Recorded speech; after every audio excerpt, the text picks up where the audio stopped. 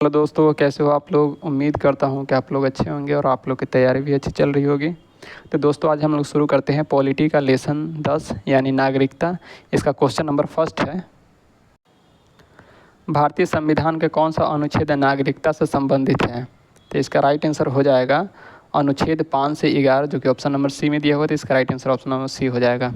Question number 2 पे आ जाते हैं, भारतीय संविधान निम्नलिखित में से कौन सा नागरिकता प्रदान करता है। तो भारतीय संविधान निम्नलिखित में से कौन सा नागरिकता प्रदान करती है। तो ये प्रदान करती है एकल नागरिकता, जो कि ऑप्शन नंबर ए में दिया हुआ। तो इसका right answer option number A हो जाएगा। क्वेश्चन नंबर 3 पे आ जाते हैं हम लोग, किस अनुच्छेद के तहत सांसद को नागरिकता के संबंध में कानून बनाने का अधिकार है। तो किस अनुच्छेद के तहत, इसका राइट आंसर हो जाएगा अनुच्छेद 11, जो कि ऑप्शन नंबर डी में दिया हुआ। तो इसका right answer option number D हो जाएगा। आ जाते हैं हम लोग क्वेश्चन नंबर 4 पे। तो क्वेश्चन नंबर 4 है, भारतीय नागरिकता नहीं प्राप्त की जा सकती है। तो भारतीय नागरिकता जन्म से तो प्राप्त की जा सकती है, देशीयकरण से भी प्राप्त की जा सकती है, किसी भाग के सम्मिलित द्वारा भी की जा सकती है। इसका राइट आंसर हो जाएगा ऑप्शन डी, भारतीय बैंक में धन जमा करने से यहाँ के नागरिकता नहीं मिलेगी। तो इसका राइट आंसर हो जाएगा ऑप्शन डी। आ जाते हैं हम लोग क्वेश्चन नंबर 5 पे। क्वेश्चन नंबर 5 है, देशीयकरण द्वारा नागरिकता प्राप्त का एक तरीका क्या है। तो देशीयकरण द्वारा नागरिकता प्राप्त करने का तरीका, इसका राइट आंसर हो जाएगा ऑप्शन सी, विदेशी पुरुष से विवाह करने पर। आ जाते हैं हम लोग क्वेश्चन नंबर 6 पे। क्वेश्चन नंबर 6 है, नागरिक बनने की निम्नलिखित शर्तों में से एक आवश्यक शर्त क्या है। तो नागरिक बनने के लिए आवश्यक शर्त में राज्य की सदस्यता होना जरूरी है। इसका right answer option number A हो जाएगा। तो 6 का ए राइट हो जाएगा। आ जाते हैं हम लोग क्वेश्चन नंबर 7 पे। पाकिस्तान से आकर भारत में नागरिकता प्राप्त करने संबंधित प्रावधान का वर्णन निम्नलिखित में से किस अनुच्छेद में वर्णित है। तो इसका राइट आंसर हो जाएगा ऑप्शन ए, अनुच्छेद 6 के अंतर्गत ये वर्णित है।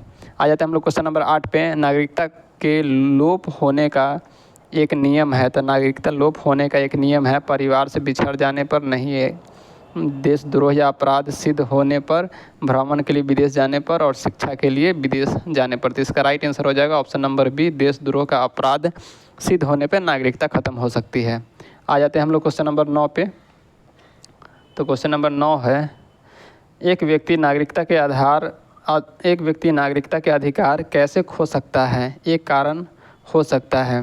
तो एक व्यक्ति किसी दूसरे देश में 2 महीने से चला जाता है। तो ये तो गलत हो जाएगा।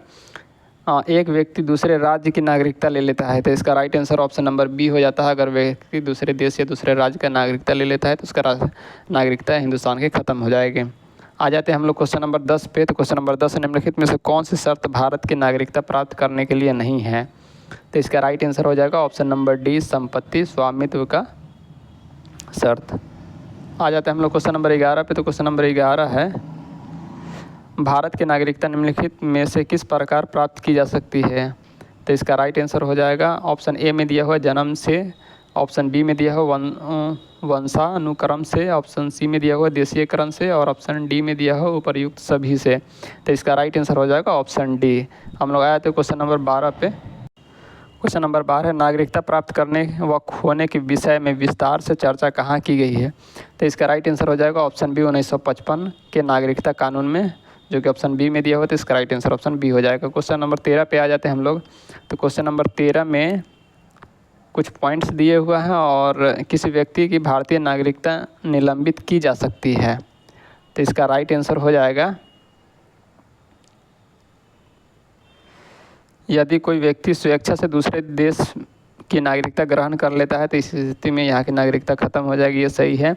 यदि वह नागरिकता के दायित्व से परिचय नहीं है तो ये तो गलत है। यदि भारत को यह विश्वास हो जाए कि नागरिक छलपूर्वक से प्राप्त की गई है तो ये भी सही है। यदि कोई व्यक्ति जन्म से देश का नागरिक है किंतु किसी विदेशी राष्ट्र से युद्ध के दौरान वह शत्रु की सहायता पहुंचाने की गतिविधियों से लिप्त है तो ये भी सही है। तो इसका राइट हो जाएगा 1, 3 और 4, जो कि ऑप्शन नंबर सी में दिया हुआ। तो इसका राइट आंसर ऑप्शन सी हो जाएगा।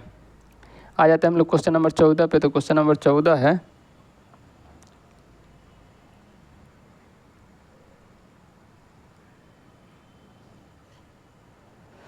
नागरिकता संशोधन अधिनियम 2019 का उद्देश्य क्या है? तो इसका राइट आंसर हो जाएगा ऑप्शन डी, अफगानिस्तान, बांग्लादेश और पाकिस्तान में उत्पीड़न अल्पसंख्यक समूहों को नागरिकता प्रदान करना। तो इसका राइट आंसर ऑप्शन डी हो जाएगा।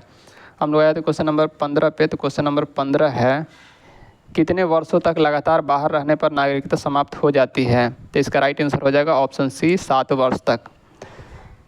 क्वेश्चन नंबर 16 है, ऐसे सभी व्यक्ति जो डैश या उसके पश्चात भारत में जन्म ग्रहण किया हो उन्हें जन्मजात भारतीय नागरिकता समझा जाएगा। तो इसका राइट आंसर हो जाएगा ऑप्शन ए, 15 अगस्त 1947 से।